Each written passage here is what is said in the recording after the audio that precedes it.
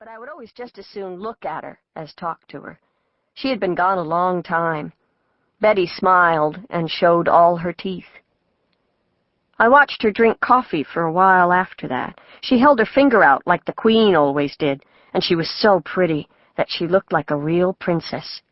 Of course, I thought, because after all, she's the Queen's daughter. Betty had been gone for so long that I hadn't known, but now that she was back, I knew it was right, that Betty had been the princess all along.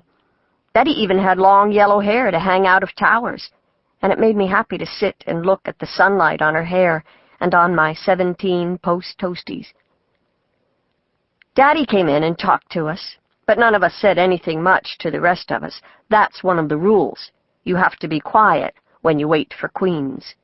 There are a lot of rules to know about queens and how to act, and that's one of them. While we waited, I squiggled my toes up and down to make them fast and big. Then the Queen came. "Aren't you sweet?" she asked. "Aren't you sweet to wait for me?"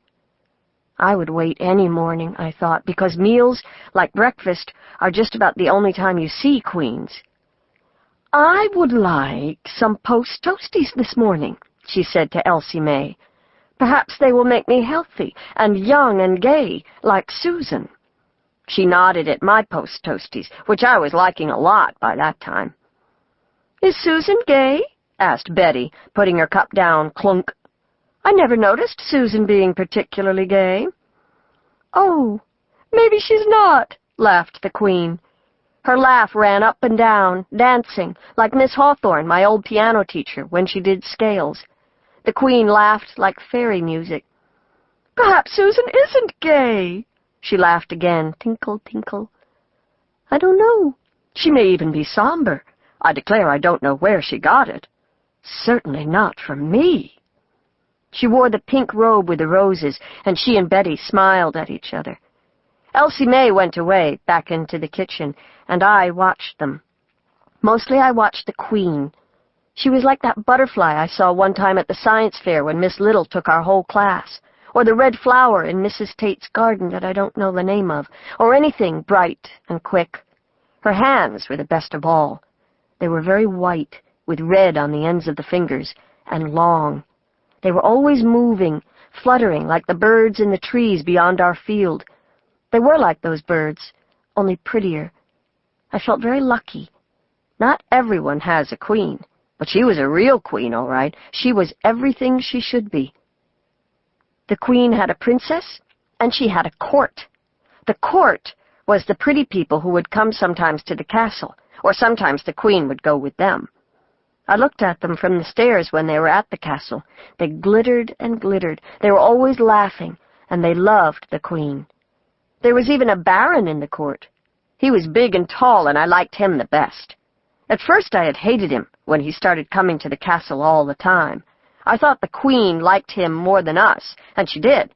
But then I figured out he was a baron, and so it was all right. Barons and princesses and queens have other rules from the rest of people.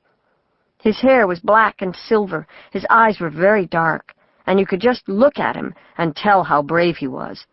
He galloped everywhere on a great black horse, and his spurs were red with blood. The castle was big and old, with a royal park in front and yellow roses. It was just like the ones in all the books, except it had columns instead of turrets. The Queen had her chambers, and they were exactly right. She had 3 chambers for herself. They were blue and white, and they always smelled like the Queen. Sometimes I went to them when she wasn't there, and everything in them was part of her. Elsie May was the handmaiden. That's why Elsie May's shoes were so nice.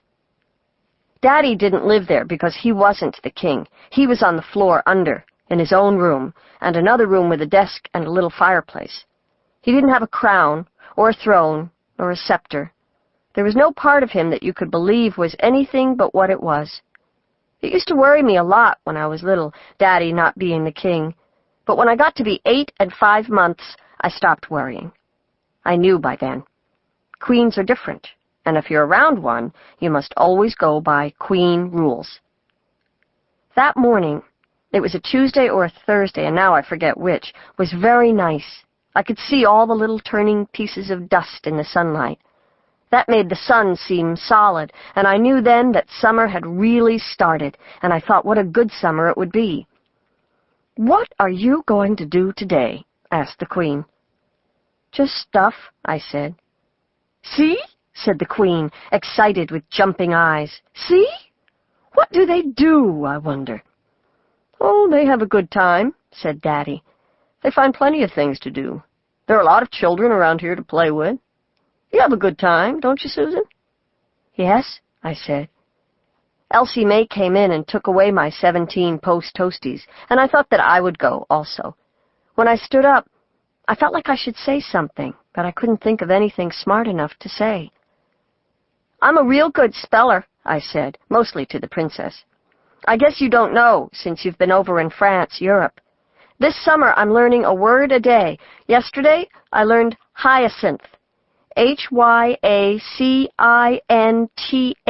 Hyacinth. It's a flower. Sarah Dell has some in her yard." "Good heavens," said the Queen. "Jesus," said the princess.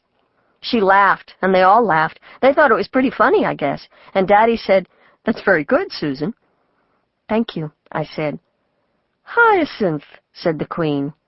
"Hyacinth, hyacinth, hyacinth." It was like a little song the way she said it, and at the end she laughed. I stood in the door and looked back at them. The Queen and the princess were talking and being royal, like they should be, and Daddy was smiling at me with his eyes. 1 minute more, and then I went upstairs and put on my tennis shoes so I wouldn't get bee-stung when I went outside. You have to be careful about things like that. I went down through the kitchen and sat on the kitchen steps. They are a fun place to sit, because then you can be inside at the same time you are outside. Until you get up, that is. Then you're outside for good. Summer was hot and green, going out in front of me as far as I could think of, and I couldn't make up my mind what to do first. A bug landed on my right tennis shoe, and I caught it with my hand, but I got very scared. I let it go. I decided to go sit under the dog bushes for a while, and then go down to the waiting house. I stood up just when Gregory came along. Gregory was always coming along when you were standing up to go someplace.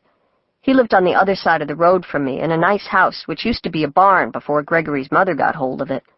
It was a good barn, too. "Hi, Susan," said Gregory. "What are you doing?" "What do you think I'm doing?" I said. "I'm standing here talking to you, stupid." Then I hated myself. Gregory always made me hate myself because I was so ugly to him. I couldn't help it. Gregory was skinny and very white, and he jerked around a lot. "Oh," he said in this little high voice of his, "do you want to go over to Robert's with me?"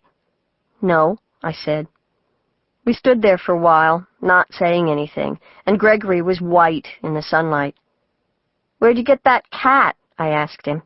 Gregory had a very nice cat with him. "Mama just bought it," he said. "What's its name?" "Anna Karen," he said, or something like that. "What a dumb name," I told him. "What do you want to go and give a poor cat a name like that for?" "I didn't do it, Mother did it," said Gregory. He got a little red in the face and wobbled his arms around. "It's named for a Russian lady Mama told me about, who got killed when a train ran over her. That's how much you know about anything."